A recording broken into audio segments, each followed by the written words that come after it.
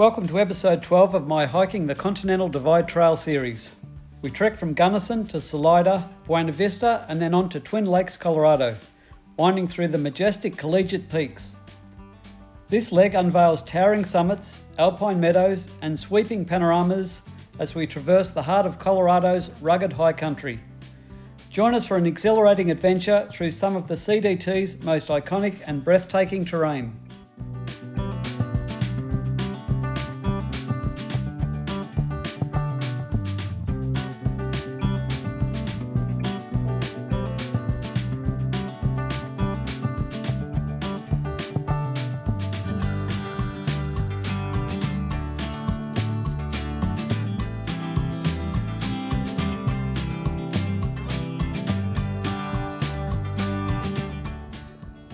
Some of the blowdown obstacles in my path.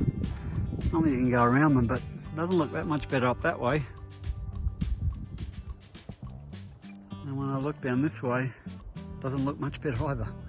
So we'll just have to try and make our way through and see how it goes. Before it was trees barricading the path.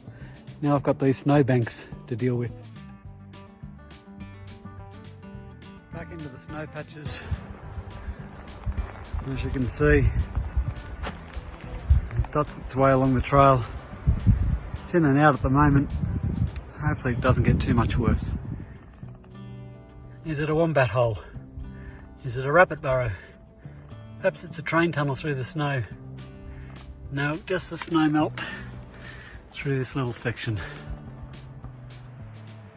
A big gust of wind just came through, and that's the result. That tree over there just made the loudest explosion. Came crashing down to the ground. Incredible when you hear it happen.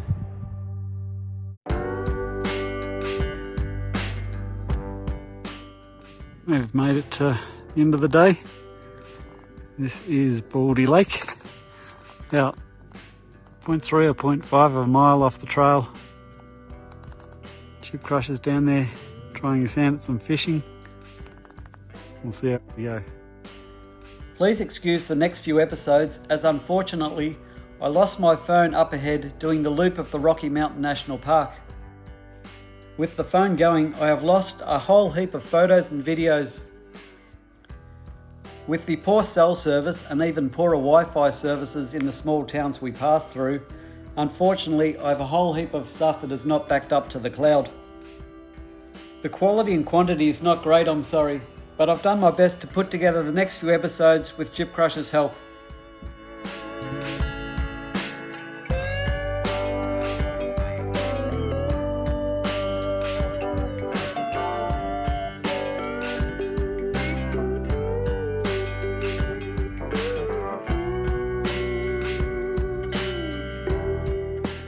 Walking along, and I just had a little heart attack because I noticed the sun was coming out of my left-hand side. Now if I'm supposed to be going north, this should be out to my right. So I just had a little heart attack thought, because I thought, don't tell me I've been walking for the last hour where I've missed a turn and ended up on the wrong trail. When I came up out of Baldy Lake, did I take the wrong turn out of there? So I checked the app, and thankfully all's well. The trail just swung around to the south, but we're still on track and heading in the right direction.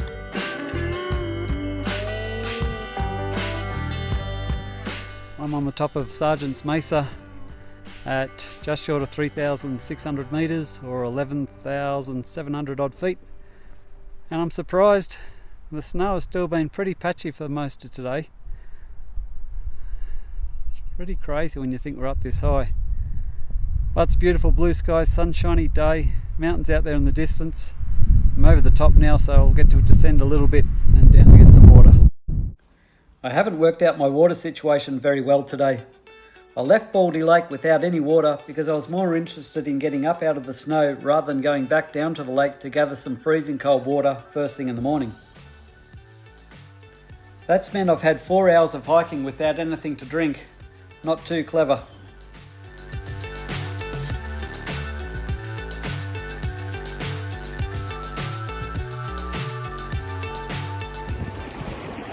Well, I finally got to the water.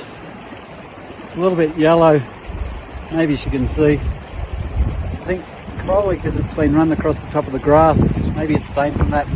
It tastes alright. I just realised I passed on the trail the mile marker 1034, which means I'm 1/3 of the way through the 3100 mile CDT. How good's that?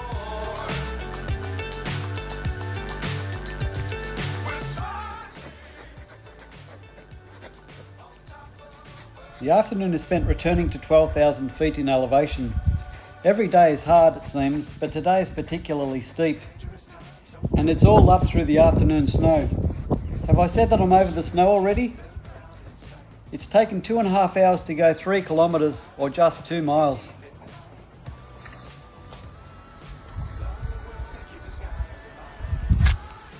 The afternoon brings gale-forced winds, and there's only half an hour or so before the sun dips behind the mountain we have just crossed over. The ground is very rocky, which makes the tent difficult to set up, especially as it's flapping all over the place as I try to stake it out. Here's another rendition of Chip Crusher's fine work. Geez, that is high. Back in my sleeping bag, the tent is flapping so loudly I'm not sure I'll get much sleep. Lying in my tent, the wind turns violent, gusting so hard a stake pulls out and the tent collapses on me. I hammer it back in with a rock only for it to get knocked down again 10 minutes later. So it's up and out of the tent, into the cold, and looking for the biggest rock I can find in the dark. I get that sorted and then load up the other stakes facing the wind with bigger rocks also. At this elevation and with this wind, I know it's going to be a cold one tonight. But I have new down pants now, and with an extra fleece jacket, I'm confident, or at least hopeful, I won't be as cold now as I have been.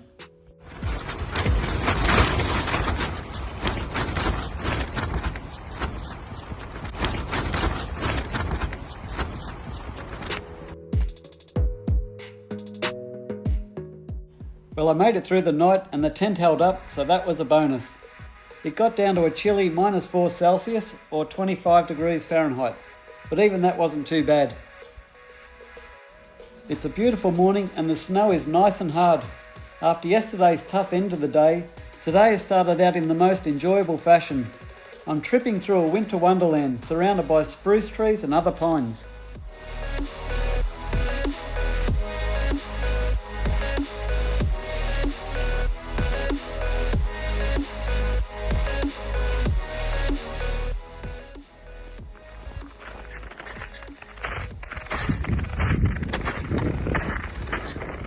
The day entails 2 major climbs and then descends down a valley where I'll come to a highway and hitch into the town of Salida. The first 4 miles or 7 k's are trekked along an undulating road and then trail. With my microspikes on, I'm able to walk along at a pretty good pace. The first major climb is about 4 kilometres long or 2.5 miles and rises from 10,800 feet to 11,800 feet. At the top, the views are just amazing. Snow is everywhere and multiple mountain ranges are in sight in the distance. Across the way is the next mountain to climb and it looks a steep one.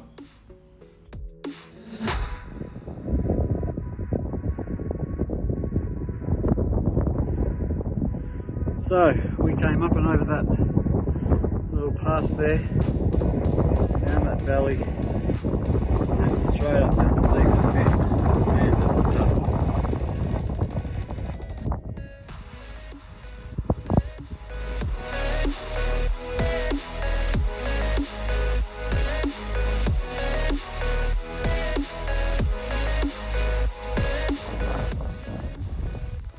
We think we're heading down through that valley there, which means a very big drop off here. So it's more like it goes like down that way. Yeah, so we think it swings around to the left and then down to the valley. But more importantly, it could be slide time.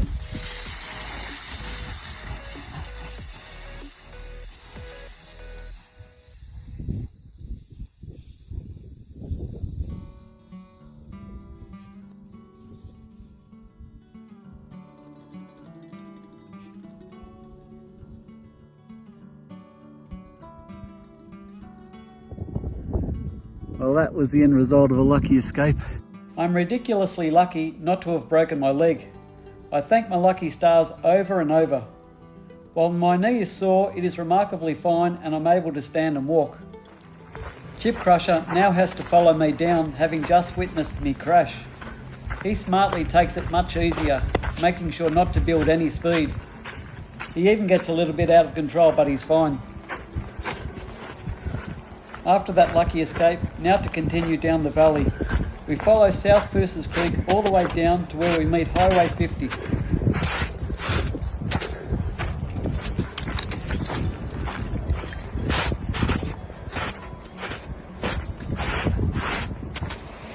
Look, a bridge. We need more of these.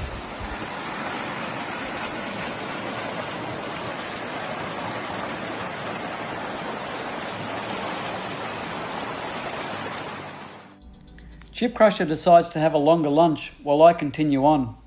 My plan is to get into Salida tonight while he will head in tomorrow. Why sleep in a tent when you can sleep in a nice warm hotel room, right?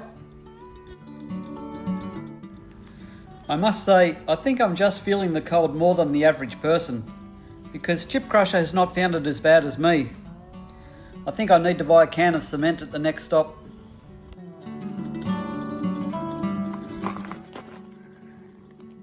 So here's a map of the CDT.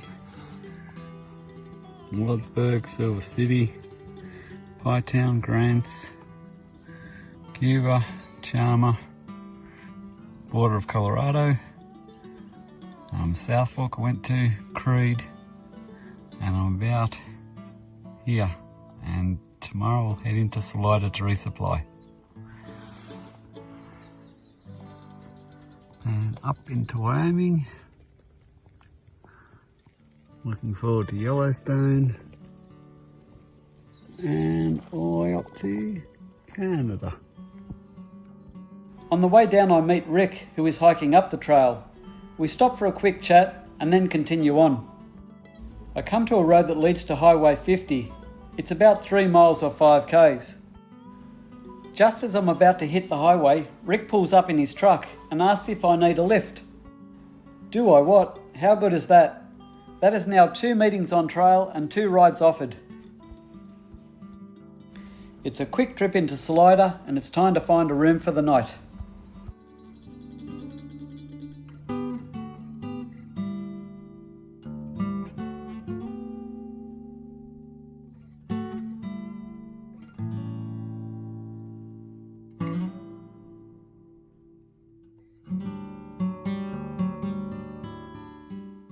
The day began looking for a hitch out of Salida back to the trailhead. I was holding out my orange hiker to trail bandana while Chip Crusher was going with the traditional thumb out method. Lucky for us, Claire read my bandana and pulled over. Now Claire happens to be a Triple Crown legend, which means she has completed the 3 grand hiking trails in America: the Appalachian Trail, the Pacific Crest Trail, and the Continental Divide Trail. I'm not sure I can get used to all these wonderful bridges on the Colorado Trail. Certainly makes it much easier, and my feet keep much drier.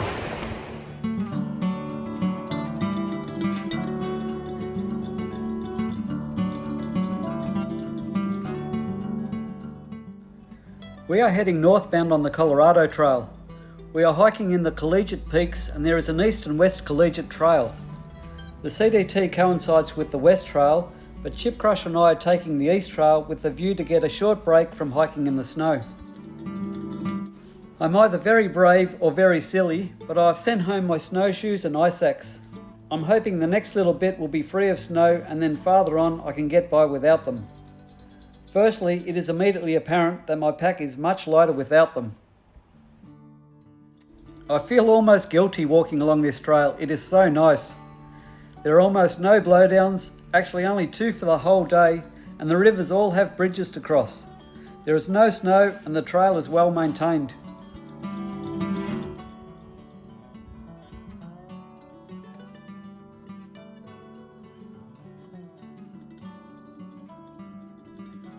I've seen literally, and I mean literally, 10 times as many people today in 20 miles versus all the people I've seen over the last 2 months and 1,000 miles. Then it occurred to me why there are so many people out this weekend, and that's because it is Memorial Day on Monday and therefore a long weekend.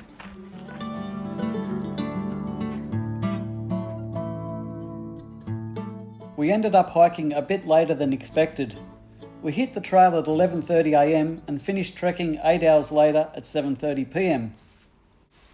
The reason for this was, on the navigation app, it said there was a water source, but when we got there it was dry, so we had to continue on another 3.5 or 4 miles or 7 k's to the next one. Still, it ended up being a really good day with good miles covered. The last section involved a super steep descent down a series of switchbacks into a beautiful valley. There were great views of the sun beaming its last rays over the top of the mountain range. After getting our water from a beautiful little stream, we set up camp shortly thereafter.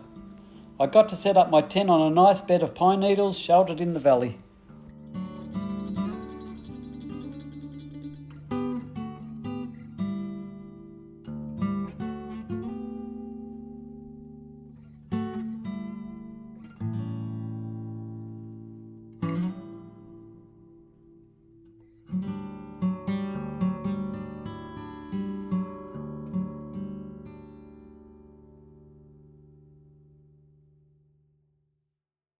We are often hiking by 6 am this morning, and it is only a short walk before we leave the trail. I have come out of the forest at the Chalk Creek trailhead, and I am continuing down a dirt forest road. This leads onto an asphalt road for a short bit where we are heading into the town of Buena Vista.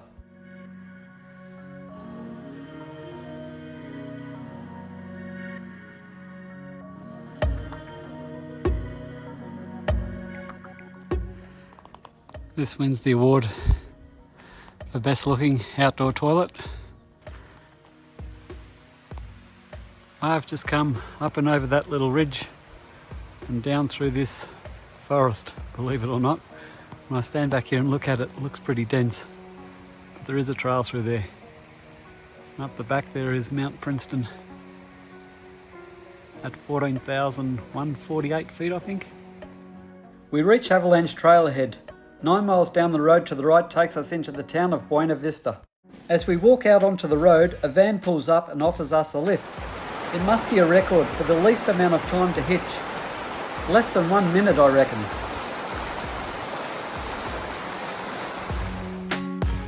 By the time we reach town, I'm starving, so it's straight to the very popular Kay's hamburger place. A double cheeseburger with large fries does the trick. But the piece de resistance is the banana split that follows. And just as I'm lying in my tent, hoping for a nice day tomorrow, down comes the snow and rain. In Buena Vista, it was a quick top-up of resupplies and then back out onto the road to the trailhead. Natasha, riding by on her bike, asks what we are up to, and then kindly rides back to her house to get her truck. With another super easy hitch, thanks heaps Natasha, we are back at Avalanche Trailhead. We have about 40 miles to the next town of Twin Lakes. Hopefully that will only take 2 days. It all depends on the trail conditions tomorrow.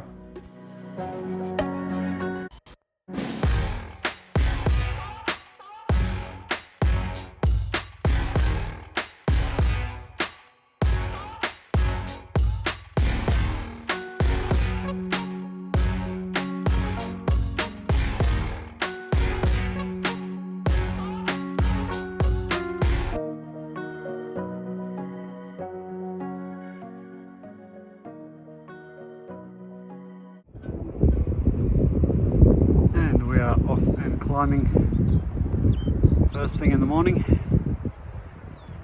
rising from 9,600 feet up to 12,000 over the next 3.5 miles, I think. Fun start to the day.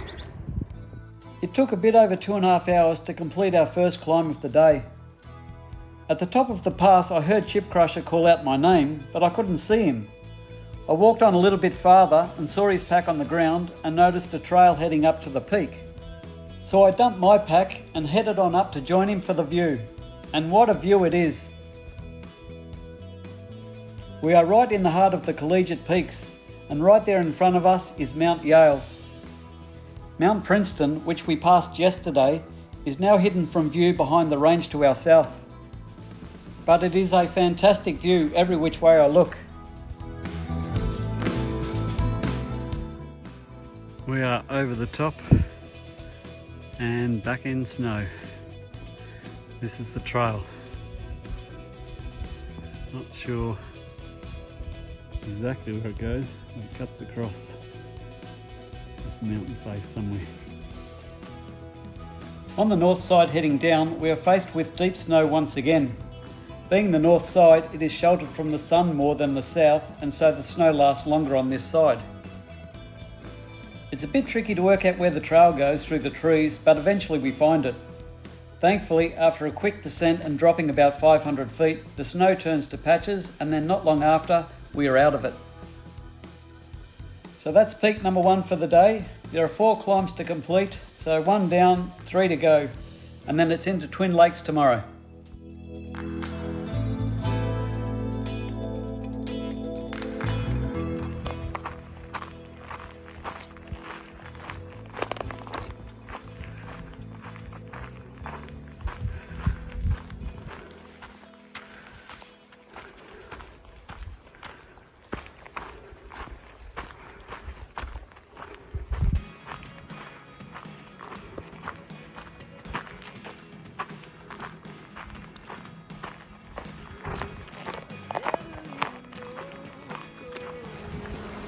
Over the top of the last climb, there are a couple of water sources listed, but on inspection they turn out to be not much. So we push on as fast as we can down the mountain for another 6 kilometres or 4 miles to a campground by Clear Creek. When we get here, it is obvious why the creek is named this way. The water is beautiful and crystal clear. And tastes great to boot. Here's a great example of a beaver dam doing their great work. If we swing around this way, you see there, Den over there in the background. But if you don't want to tell me now, I guess I'll never know. Losing almost all my energy. After a big day, it's time for a quick meal and to get set up for the night. There are a few campers around, some with fantastic mobile homes. I got talking to a lady who told me her partner broke his ankle at the very spot I had my crash into the pine tree coming down Foos's Creek Canyon. He had to be airlifted out by helicopter. She was left and had to hike out on her own with 2 sets of gear. She couldn't carry it all, so took what she could and then had to hike back the next day to collect the rest. This again just shows how lucky I was.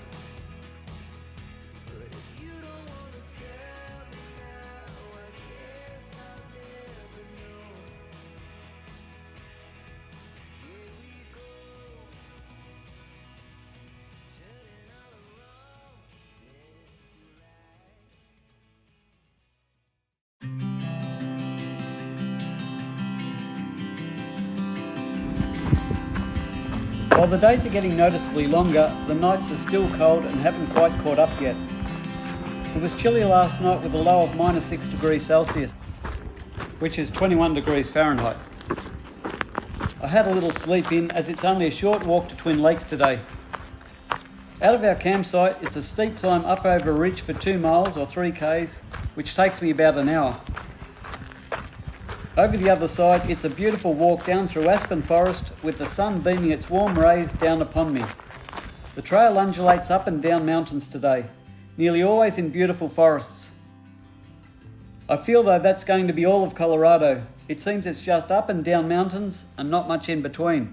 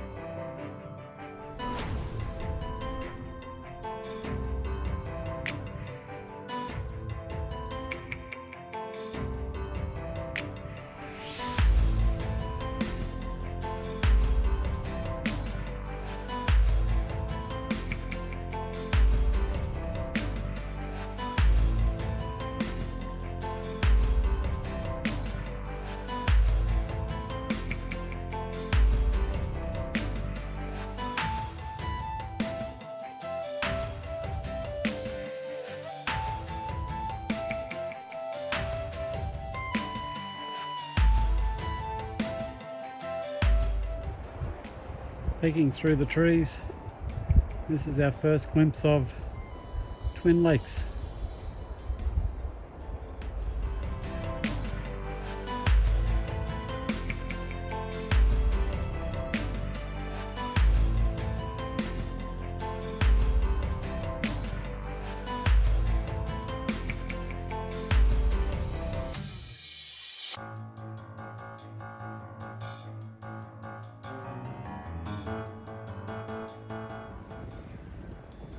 Here's the intersection of the Colorado Trail and the CDT at Twin Lakes.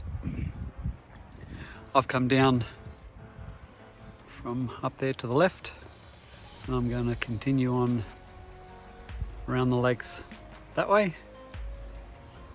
But if I had have done the Collegiate West part of the loop, which is the official CDT, I would have come from that part of the lake.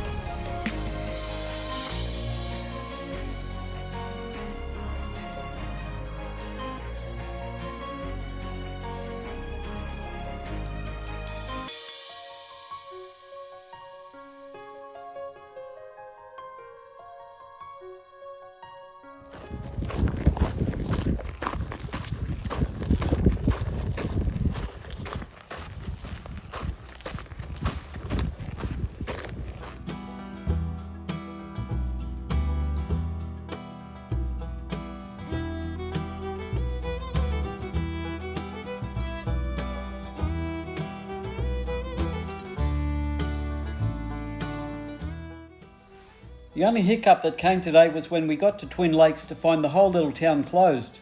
This despite Chip Crusher ringing a few days ago to check that they were open. He even told them we're on trail and about 40 miles away. It seems they were only open for the Memorial Day long weekend.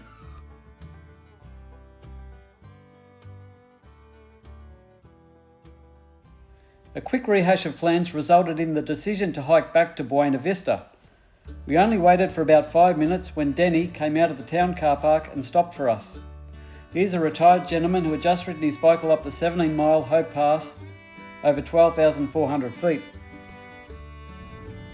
This road, currently closed to cars because of snow, leads over the mountains to the famous Colorado town of Aspen.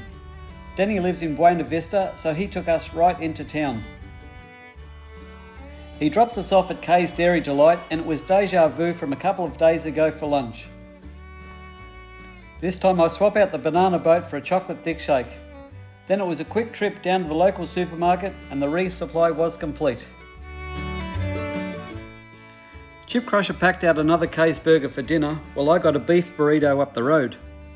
Now we hiked about a half mile up the highway and tried our luck again hitching back. Perhaps 10 minutes passes by and Henry pulls over for us. He is on his way to Leadville but says he will drop us off at the junction to Twin Lakes. So we jump in the back of his truck and he doesn't muck around getting us there. He passes a couple of cars along the way, zooming up the windy mountain road. Our luck continues as we reach the turnoff to Twin Lakes, as Henry informs us he has hiked the Appalachian Trail and knows what it's like trying to hitch while hiking. So he goes out of his way to take us all the way back up to Twin Lakes. This is another example of the wonderful, kind people in this world. So the afternoon and resupply turned out a whole heap better than if we stayed in Twin Lakes.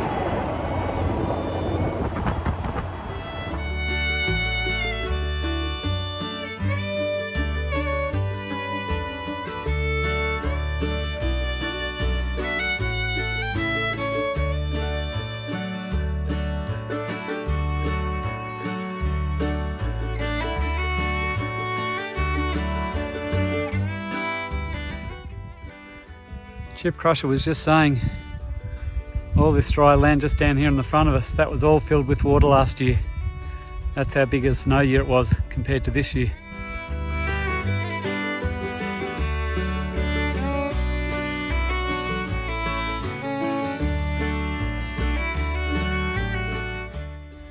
Back on trail, we decide tomorrow we will try and summit Mount Elbert. This is the highest mountain in Colorado, and it's the second highest mountain in the contiguous USA at 14,440 feet. It may be too high and there might be too much snow for this time of year, but we'll give it a go and see how it goes.